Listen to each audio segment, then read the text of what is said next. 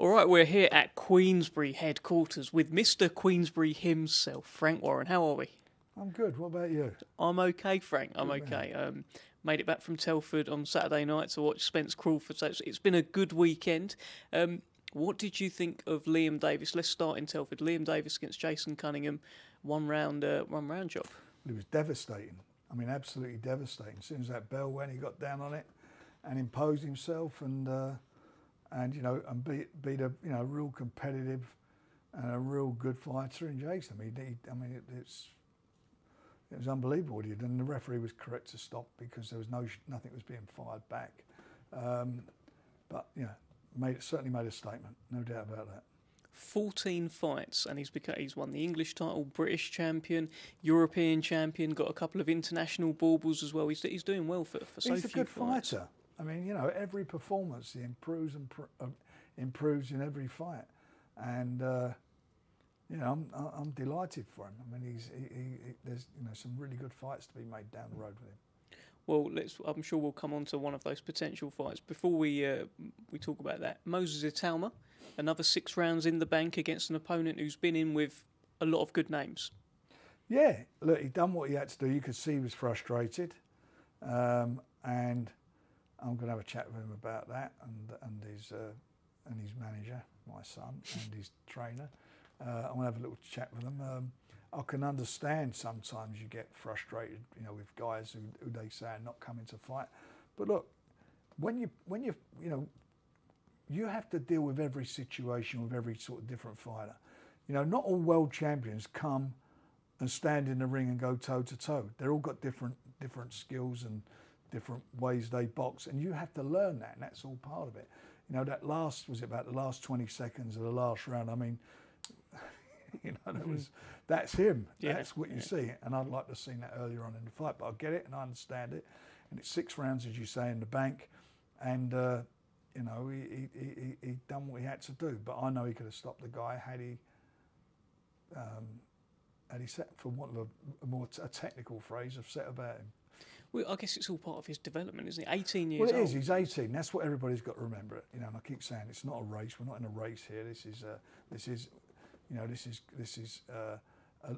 You have to learn from every fight, every experience, every opponent, and learn from being in the gym and working on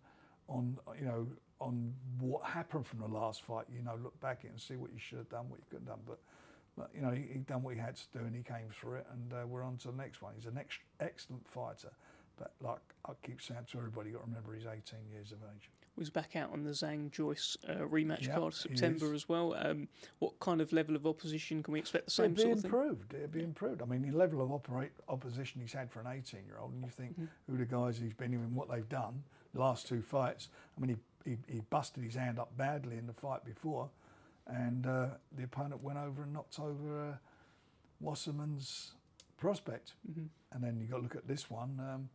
This fella's he's been in and been in with guys who've got far, far more experience and are men. And I don't mean it being disrespectful, but he's not a man yet. He's 18.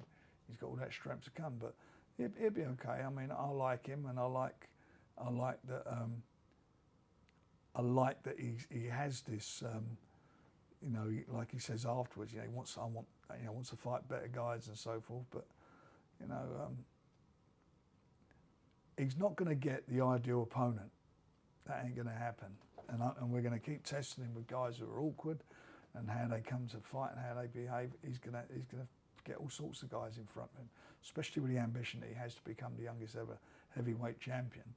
So he will get people who are going to pose questions for him, and that's what I want. And see how he answers them. Well, later on Saturday night on TNT Sports box office, it was a hell of a start for TNT Sports, by the way. We had Crawford versus Spence. I assume you've watched the fight. Yeah. What did you make of it? It was a absolute masterclass of a southpaw. That's what it was, and I fancied him to win it anyway. I said in my column that I fancied him to win it, and he did it. I did. But he won it in real style. He's an excellent fighter. He's an excellent fighter. And I think the only thing that's, that people have not sort of latched really onto him is because he's not, he's not brash. He's not out there and in your face and shouting and screaming. He does all his talking in the ring, and he does it marvellously. Pound for pound, number one? I would think he's certainly up there at the moment. I mean, I don't know what pound for pound number one means, by the way. I mean, even all the years I've been in the sport, I still don't understand it. I mean, for me, it's not pound for pound. It's who's the best fighter. Of all these fighters out there, who do you like the best? And he's certainly up there in the top 2 or 3. There's no doubt about that. No doubt at all. Okay, well, look, our next show, Queensberry show on TNT Sports, will be the return of Dennis McCann, his first headline against Ionut Baluta. Now, firstly, Dennis was there in Telford for fight week. Future fight with Liam Davis, providing he comes through. He's got to get through this fight. This is no easy job for him. You see what he did last time out, Baluta. He upset the apple cart in a big way. So this is a real test for Dennis. So let's see how he comes through this and how he deals with it, and we'll go from there. But Dennis is looking on. Dennis is really looking to business at the moment. I mean, he's looking well. You look at his physically and so forth. So and his bit will, he'll have the bit between his teeth, having seen, being up in Telford on Saturday. So what he'll be looking at. So this is a good contest, and down the road, that's going to be a magnificent fight between the two of them. If they keep winning, it will be something extra special. Do you feel like it's a fight that, should it come through, it needs something on the line? Oh, without a doubt. It's a huge fight. It'll be a huge fight. When that fight's made, when it is made, these guys are going to earn a lot of money, and it will be a big, big fight. Everybody will want to see it because they're two quality operators. Well, this Baluta fight coming up August 18th, it is seen by many, I'm sure by Dennis himself, as the big step up, as the toughest test so far of his career. A few eyebrows raised, actually, when the fight was made, because Baluta's coming off a great win against Andrew Kane as well. Were you surprised that, I don't know, like this fight was kind of sought after? I believe Al Smith actually asked for this fight. Well, they did. Him and Francis asked for it, and it was made. And I take my hat off to him for that. But as you say, Andrew Kane's no slouch. And that was a good fight. That was another good fight. And anyway, at the end of the day, we all know what it was. We've all seen that, and we'll all be looking to see what happens at York Hall, because Dennis has got to go and make a statement. Well, let's see if he can. Another fantastic fight. I mean, the card is full of fantastic fights, but I just want to bring your attention to the Queensberry debut of British and Commonwealth featherweight champion Nathaniel Collins in there against Raza Hamza. Be good to see Nathaniel make his TNT Sports Queensberry debut, Frank. I'm really looking forward to it. I mean, that is a cracking fight. When you look at it, I think there are about 27 fights between them, and I think it's 27. No, so 29 fights between them and one loss. Yeah. I mean, it's a bloody good show. It's a really, it's a cracking fight card, and I'm looking forward to that one. I'm obviously looking forward to Nathaniel, and looking forward to seeing Raza in action as well. Well, with Nathaniel, there's been whispers about him for so long up in the gyms up in Scotland. Sam Kinnock's raving about him every day.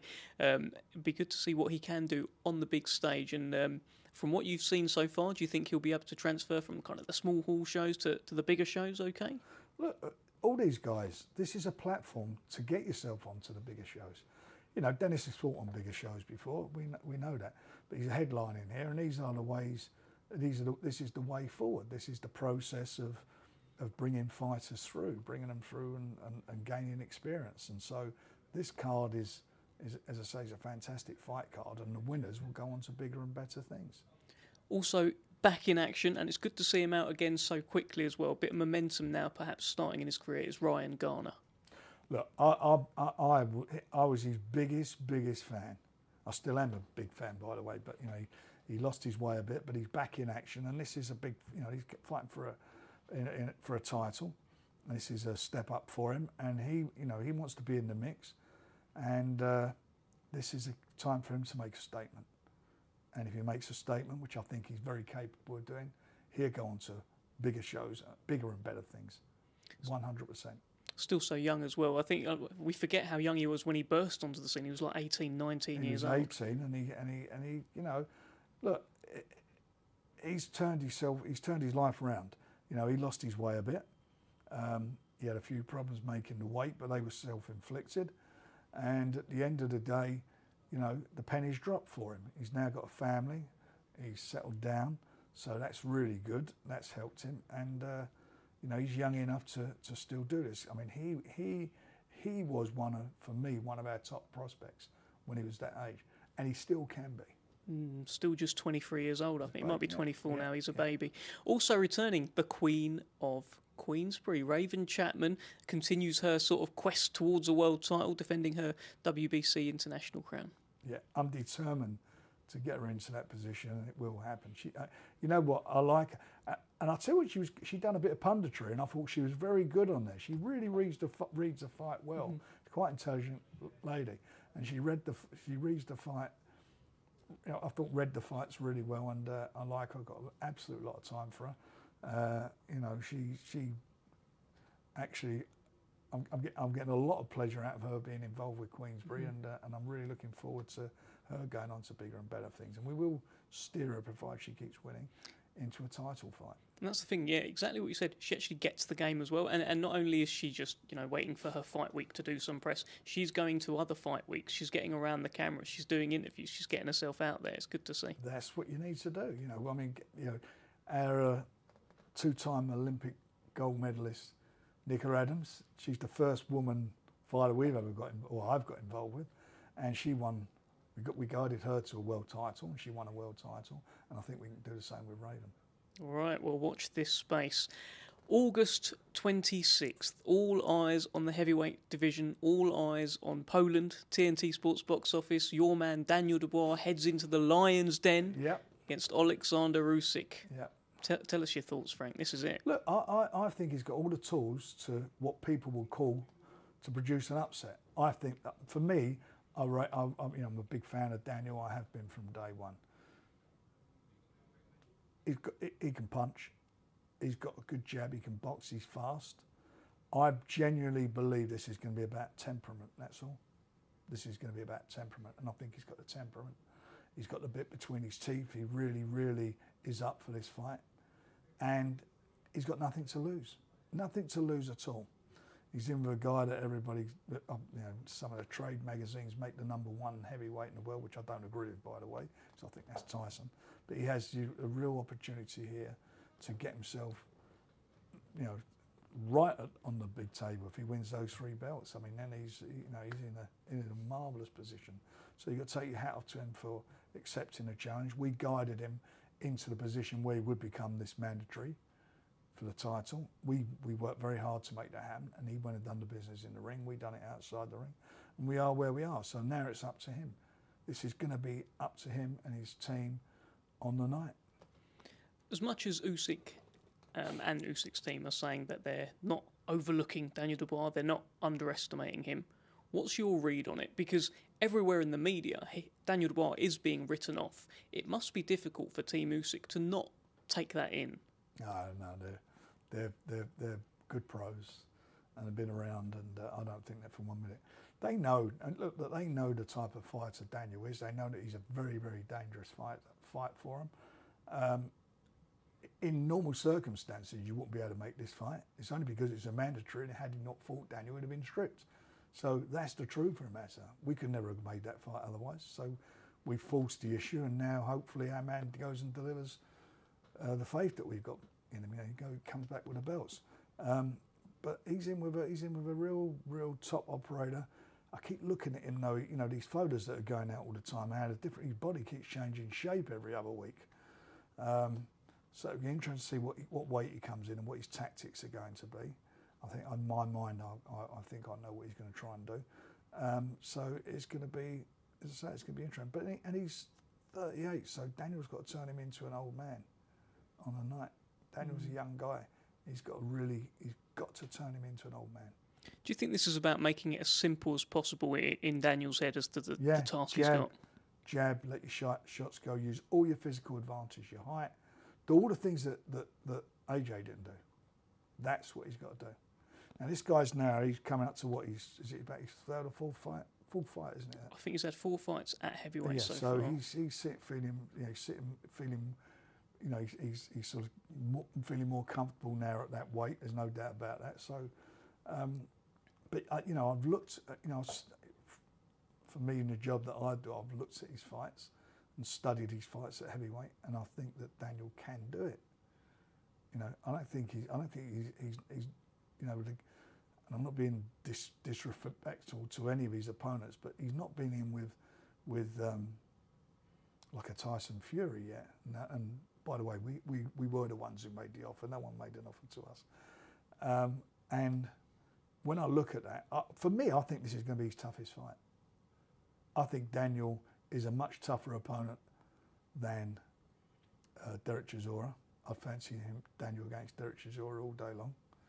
And AJ, I don't think is the fighter he was. That's not being disrespectful for him. And even in his last fight, he said he weren't himself, or it weren't a very good performance. So all that stuff is not going to matter on the night. All that's going to matter on the night is that my man is focused. He doesn't let the occasion overwhelm him, stays focused, and he can win the fight. Mm-hmm. I guess, look, if you'd have told Daniel Dubois at the start of his career that his world heavyweight title shot will come against a natural cruiserweight 11 years older than him, he probably would have had that, right? Yeah, of course he would. But then, you know, you can say about a lot. You know, people who went and fought against David Hay and Evander Holyfield and so forth. You know, they all turned out to be quite good heavyweights. Mm-hmm. We're also back in Poland. Hamza Shiraz. I know he's one of the jewels in the Queensberry crown right now. Really on an ascent. Looking forward to having him back. I am. I love watching him fight. I think he's a great fighter. He's one of our real stars, and you know he can be a mega star if it goes the way it should do for him. He's a very, very good. He's a good advert for the game. You know, he's a poster boy for boxing. He's got a tremendous attitude. He's a nice, clean-cut guy. He looks the part. And the most important thing when you're in boxing and you're a fighter is that you can fight, and he can fight. Well, another guy that can fight in his weight division, who was actually as part of the broadcast team for TNT Sports for Spence Crawford, is Denzel Bentley. Now, the board did order that fight. Yeah. What do we expect to happen here, Frank? I think it will happen. I think that fight's going to happen. Denzel's a good fighter. He's come on a bundle. You know, he had that blip with Felix Cash. You know, I've got my I've got my beliefs why he come unstuck in that fight. But anyway, since that fight, he's done brilliantly. I mean, you know, he should have won the world title. Those first 4 rounds, and we've said it, you know, on many occasions now. The first 4 rounds, he just let, he sort of let. I think it was a little bit too safety first for the 4 rounds, and then when he got into the fight, he showed he deserved to be there, and he could have won. He could have won it had he stamped his authority on the fight from the first round. And he's a lovely fella. He's a lovely fella, and like Hamza, a great advert for the game. I mean, we're blessed. Queensberry are blessed having them, and so is British boxing blessed having those two guys. Great adverts for the sport. All right, we'll keep an eye on what happens with Hamza in Poland, and let's see what happens with Denzel Bentley as well. Let's talk about the September show, the Zhang Joyce, because it's Zhang Joyce now, the rematch coming up. Firstly, before we get into that heavyweight fight, Anthony Yarde returns on that show as well against Ricky Summers. He does. Tell us a little bit about this fight, and why is it Ricky Summers for Anthony Yarde's return? Well, it's because it's his first fight back. You know, he's been out inactive for nearly what? It was January he had the fight, so wasn't it? Yeah. 7 months. So he's back in, and he want to get the rust out of his system. And I think it's a good fight for him to come back to. And if he comes through this, he'll be getting himself in a position to fight for a world title. We will look at what the opportunities are, and we'll work towards the opportunities what we feel suits Anthony. And Joshua Buatsi is taking on Dan Aziz. I mean, there's always clamour, as you know, Frank, over the years. People want to see Brits fight against Brits. We made the offer for that fight. You know, we're the only ones who make the real offers.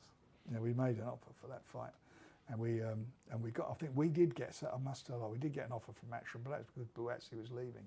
So I think they were just going to throw it in their mind, throw him in. But yeah, we'd love to make that fight. It's not an issue for us. Okay, we'll keep an eye on what happens with that. So the headline, of course, Zhang Joyce 2. I think that the expression career on the line is being used too much these days, but it feels like there is a lot on the line. It is. His career is on the line. Yeah, Joe's got to turn around what happened last time. You know, I've got to be honest. I think had he not had that eye injury, I think he would have come through it, and I think he may have gone on to win it. I generally feel that, but he didn't. He struggled a bit, and he struggled with a southpaw. And he's not a stupid guy. He knows what he's got to do this time round, and I think he'll make the adjustments, and I think he can win the fight against a very good fighter, by the way. Zhang's no slouch. We made a good fight there. Mm-hmm. Well, yeah, as you say, there's certainly jeopardy in it for Joyce. How confident are you that he can make those adjustments, can go away in camp and change what he needs to do in the time period that he's had? I'll let you know after the first round. And the weight of Joyce, do you think that's part of it, or has that been overplayed? Yeah, I mean, that was an initial observation of mine, and I don't want to keep making too much of it. We'll see what he comes in at. He's got a good team around. He's got a very good manager, and in Adam, and I think between them, I believe they can get this right. Okay, well look, Zhilei Zhang has been quite vocal in the media. He has made some comments about Tyson Fury. He's saying he doesn't approve of the fight with Francis Ngannou, saying that he turned down Usyk. He's saying all sorts of stuff. Well, he doesn't know what's gone on, and he didn't turn down Usyk. We made an offer to Usyk. We've never had an offer. And I mean, how many times we've got to say this? Show me the offer that they've made us to fight Usyk, which they promised they were going to. Somebody show it, and I'll donate £1 million to any charity they want to nominate. Ukraine charity, anything. Where is the offer they were going to make us? We've never, ever had it this year. Never had it. So it's a nonsense. The only people who've made offers has been us. And I don't keep getting bogged down in it, because the haters in their mind, they want to believe what they want to believe, and let them get on with it. I can't, they don't want to know about facts or anything. They just make their minds up who they like and who they don't like, and get on with it. And at the end of the day, I'm certainly not going to lose any sleep over it. But Zhang doesn't know what's gone on. He knows absolutely nothing. And they were ill-advised comments that he's made. Well, let's talk about Fury versus Ngannou though, coming up at the end of October. Have there been any more developments about this fight? Any more news that you can tell us about it? No, but there will be some big news being made fairly soon. We was out in New York last week. We had a good trip, and there's some good things that will be happening. And I'm telling you, this is the biggest event I've ever been involved with. This is going to be a game changer, and I promise you, everybody's going to turn around once this is on. Once this fight week, when we had the press conference, and it will make people step back and say, oh, so that's what's happening. This is an event that two guys are getting extremely well paid for. And to be fair, Ngannou's stepping up and doing what Usyk wouldn't do, and nor would Joshua. Hearn said what a great fight he was trying to make last year, or this year, be massive, and then Joshua said, I wouldn't have taken that fight. All I want to do is fight for the world title. Well, you lost twice against Usyk, and we offered it to you twice against Tyson on 60-40 basis, and you didn't take it. Yeah, I was going to ask you about those comments. That seems to be the kind of the narrative being pushed out there, is that Anthony Joshua wasn't interested in the fight, and they didn't want to do. That's what he said. Yeah, that's not the that's the latest quotes. That's not what his promoter was saying, because he was trying to make the fight, but that's what he's saying now. Then why is he fighting? Why is he taking the fight then against Dillian? Should have fought our man, because he was offered the fight and he didn't want it. But he's going to have his hands full with Dillian. How do you see that fight going? I think Dillian can beat him. I think he can beat him. I think that both of them last time out, both of them, I didn't think they were at their best, that's for sure. And but I just think if Dillian can hits him on the chin, he'll go. And Frank, just to confirm, on the Fury and Ngannou fight, it's not an exhibition fight. We know that. We know that they're going to be throwing bombs at each other in heavyweight gloves, in 10-ounce gloves. There'll be judges ringside. It's a proper fight. Why is there this narrative that, oh no, it's an exhibition? That came from Hearn, and that's just typical him. It's not an exhibition. Exhibitions, for anyone who knows anything about boxing, are when two guys wearing head guards move around in the ring, and that's it. This is not. This is a proper fight. And for how long it'll last, I don't know, because it's not going to go the distance, that for sure. They're both big punchers. I think Tyson will win because I wouldn't get involved in any fight that I didn't think he could win. So I think he wins, and it will be a real fight with a fantastic. It'll be a fantastic event, and as I said earlier, it'll be the biggest event I've ever been involved in. It's going to be huge. Everybody will be talking about this fight before it happens. Everyone. You wait to see.